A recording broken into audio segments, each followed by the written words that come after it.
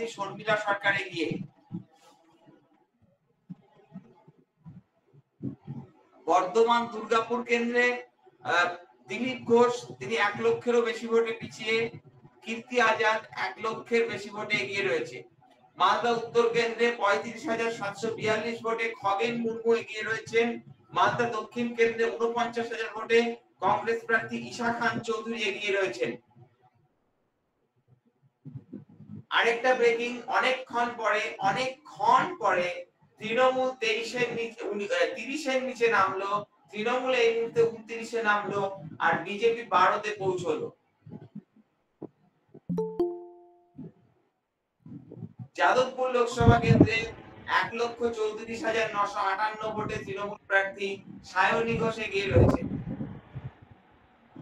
এরই মাঝে তুমি যতক্ষণ ধরে আপডেট গুলো দিচ্ছ রূপক, আমরা পেয়ে গিয়েছি কৌমুদী পত্রিকার প্রতিষ্ঠাতা এবং সম্পাদক সুমন কুমার দত্তকে।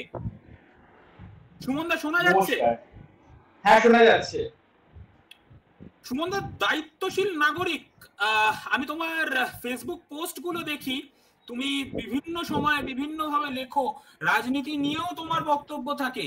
এই যে ফলাফল, সার্বিকভাবে যে ফলাফল, সেটা নিয়ে তোমার ফার্স্ট রিঅ্যাকশন চাই, কি বলবে?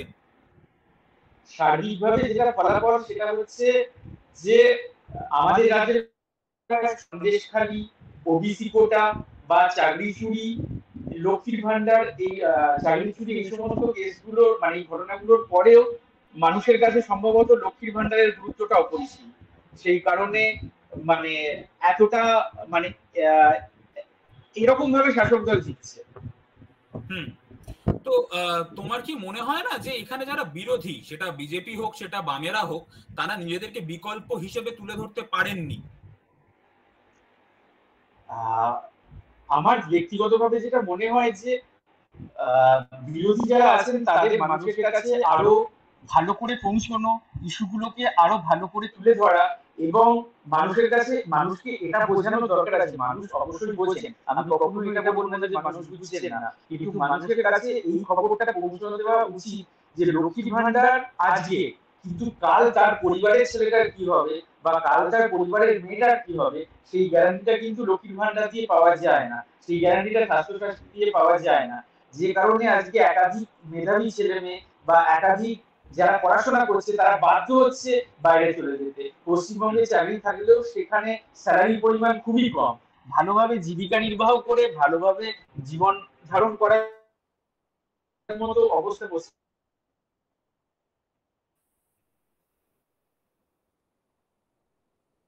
সুমনদা,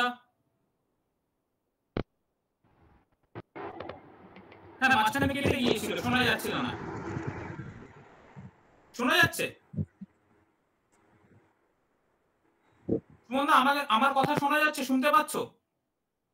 হ্যাঁ, শুনতে পাচ্ছি, বল। হ্যাঁ,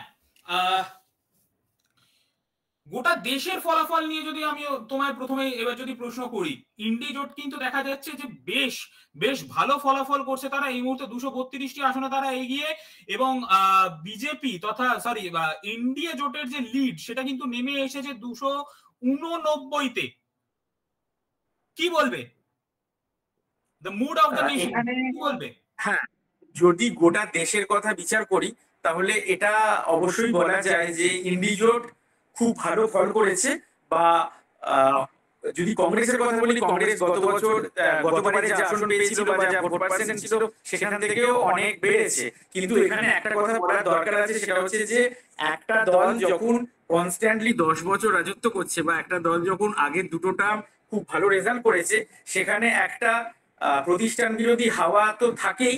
তার সঙ্গে এটাও ব্যাপার যে ইন্ডি জোটে যেখানে অনেকগুলো দল একসাথে তাদের ভোট পার্সেন্টেজটাকে কনসলিডেট করেছে, সেখানে এনডিএতে যে খুব বেশি সংখ্যক জোটসঙ্গী আছে বা জোটসঙ্গী থাকলেও তাদের যে বিভিন্ন রাজ্যে বিশাল ভোট পার্সেন্ট আছে এরকমও নয়।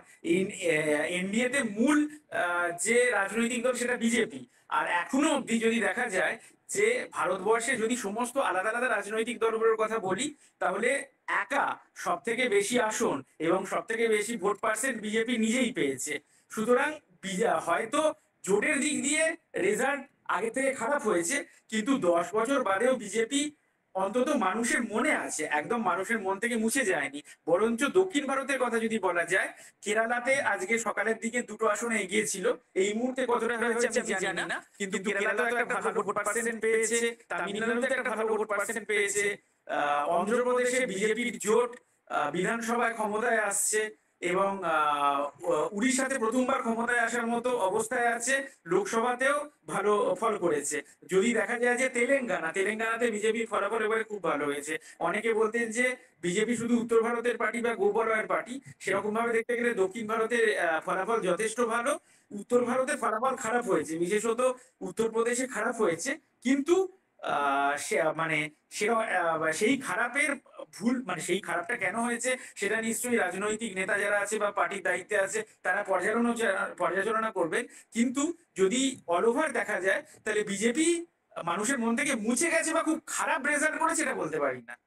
আচ্ছা, তুমি বললে যে রাজনৈতিক নেতারা পর্যালোচনা করবেন এবং তুমি নিজে কৌমুদী পত্রিকার সম্পাদক। আমি যদি সংস্কৃতির দিক দিয়ে বলি, তুমি বারবার জাতীয়তাবাদের কথা বলো, তুমি সনাতন ধর্ম হিন্দুত্বের কথা বলো।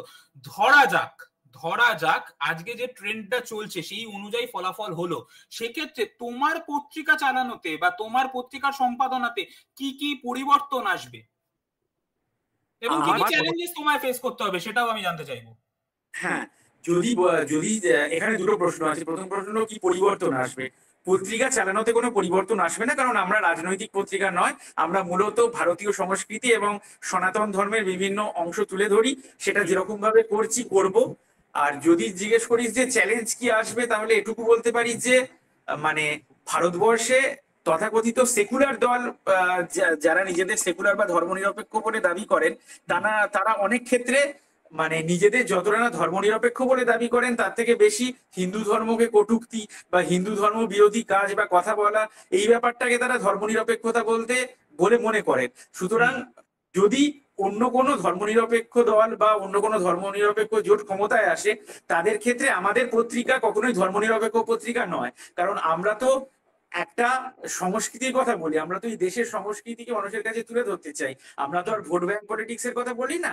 একই সাথে আজকে যদি আমি হিন্দু ধর্মকে কুৎসা করে বা হিন্দু ধর্মকে কটূক্তি করে যদি কিছু লিখতাম, সেটা হয়তো ধর্মনিরপেক্ষতার ধ্বজাধারীদের কাছে অনেক গুরুত্বপূর্ণ হতো, কিন্তু সেটা যেহেতু হবে না, তাই আমাদের পত্রিকাটাকে ট্যাগ ধর্মনিরপেক্ষ বলা যায় না। যদিও আমরা কোনো ধর্মের বিরোধিতা করি না, আমরা শুধু আমাদের সংস্কৃতি, আমাদের ধর্মকে তুলে ধরি। কিন্তু তথাকথিত ধর্মনিরপেক্ষ যারা নিজেদের দাবি করেন, তাদের কাছে আমাদের পত্রিকা ধর্মনিরপেক্ষ নয়, অতএব তারা এটার বিরোধী হতেই পারে। সুমন্ত, প্রথমত তোমার মনে হয় এই যে আজকের এই যে ফলাফল তোমাদের, তুমি বলছো যে তুমি নিজেদের সংস্কৃতির কথা তুলে ধরছো, যারা নতুন ছেলেমেয়েরা আসছে তারা লিখে তোমার পত্রিকায়, আমি দেখি ফেসবুকে, আমি ভীষণ ভাবে দেখি, তো সেই যে উৎসাহ, সেই যে আগ্রহ, সেই আগ্রহে কোথাও ভাটা পড়বে বা পড়তে পারে? ভাটা পড়ার কথা নয়। আজ সকালেই আমাদেরই এক ছোট্ট বোনের সাথে কথা হচ্ছিল, সে আমাকে জিজ্ঞেস করছিল যে দাদা, হিন্দুত্ব নিয়ে কাজ করতে ইচ্ছে হয় না বা হিন্দুত্ব নিয়ে কাজ করতে ভালো লাগে না এই সমস্ত ফলাফল দেখে। তো আমি তাকে যেটা বললাম, এই চ্যানেলে সেটাই বলবো, যে হিন্দুত্ব নিয়ে কাজ করার জন্য বিজেপি বা কোনো রাজনৈতিক দলকে জিততে হবে এরকম কোনো ব্যাপার নয়। হিন্দুত্ব নিয়ে যদি কাজ করতে হয় তাহলে সর্বদা করতে হবে। আমরা দেখতে পাই যে কেরালায় সংঘের বা বিভিন্ন হিন্দু সংগঠনের মানুষরা, কেরালা তো বিজেপি কোনোদিনও ক্ষমতায় আসে না, অথচ কেরালায় কিন্তু বিভিন্ন হিন্দু সংগঠন বা জাতীয়তাবাদী সংগঠন আছে যারা শূন্য বিজেপি এই অবস্থাতে দীর্ঘদিন ধরে কাজ করেছে। তাদের অনেকে খুন হয়েছে, অনেকে বাড়ি ছাড়া হয়েছে, অনেকে অত্যাচারিত হয়েছে, তাও কেরালার বিভিন্ন জায়গায় তারা নিজেদের স্থাপন করেছে। হিন্দুত্ব নিয়ে যদি কাজ করতে হয়, তাহলে শুধুমাত্র একটা জিনিসই দরকার, সেটা হচ্ছে আমি নিজের দেশ এবং নিজের সংস্কৃতিকে ভালোবাসবো। সেটা বিজেপি ক্ষমতায় থাকুক বা তৃণমূল ক্ষমতায় থাকুক বা সিপিএম থাকুক বা কংগ্রেস থাকুক বা যে কেউ থাকুক, সেটা সেখানে ম্যাটার করা উচিত নয় বলে আমি মনে করি। সাময়িক হয়তো উৎসাহে ভাটা পড়বে, কারণ অনেকের অনেক এক্সপেকটেশন থাকে, ভোটের রেজাল্টের পর সেটা ফিল আপ হয় না, সে কারণে অনেকের মনে হতে পারে একটু হতাশ হওয়াটা অস্বাভাবিক কিছু নয়, কিন্তু হতাশা যেন এরকম না হয় যে মনে হবে যে আমি আর হিন্দুত্ব নিয়ে কাজ করবো কেন। কারণ হিন্দুত্ব নিয়ে কাজটার উদ্দেশ্য এই দেশের আপামর সনাতন সংস্কৃতির মানুষের জন্য, সেটা কোনো বিশেষ রাজনৈতিক দলের জন্য নয়।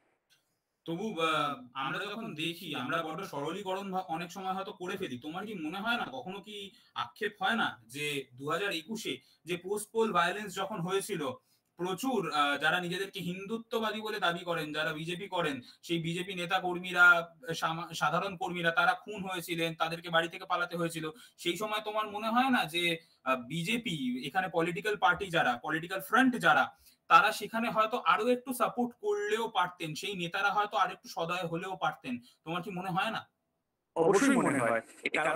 মনে হয় তার কারণ হচ্ছে, আমি দীর্ঘদিন ধরে থিয়েটার বা বিভিন্ন রকম কালচারাল প্রোগ্রামগুলো যাই বলে দেখেছি যে বামফ্রন্ট বা সিপিএম যারা হয়তো ভোটে এখানে রেজাল্ট খুব খারাপ করেছে বিধানসভায় বা লোকসভায়, তারা নিজেদের যে ছোট ছোট নাটকের দলগুলো আছে বা নিজেদের যে ছোট ছোট কালচারাল ফেস্ট গুলো হয়, সেখানে পার্টির তরফে এবং নিজেদের বিভিন্ন সংগঠনের তরফে বাচ্চা বাচ্চা ছেলে মেয়েদের কিভাবে সর্বদা অনুপ্রাণিত করেন, যাতে তাদের কখনোই না মনে হয় যে আমরা হেরে গেছি।